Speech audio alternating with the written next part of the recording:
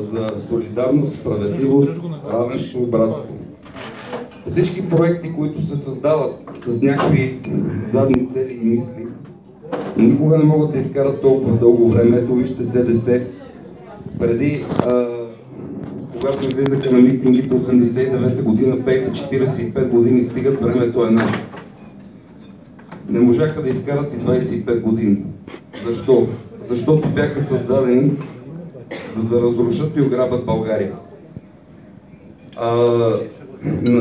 НДСВ беше създадено за да върне горите на царя, имотите и така нататък. То посъществува толкова, колкото да изпълни да се надяваме, че и ГЕРБ ще повтори това. ГЕРБ е създаден според мен за да усвоява еврофондове, които свършват през 2020. Така че мисля, че те няма да изкарат дълго, ние им го пожелаваме от сърце. Ние обаче имаме възможност да изкараме още не 125, а много повече.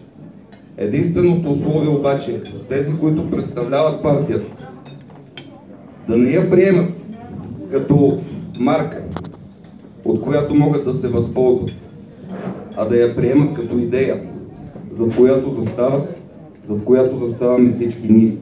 Тогава съм убеден, че ще ни има още много повече по 125, за което ние ще помислим. Нали така? Да. На здраве, живи и здрави, и за много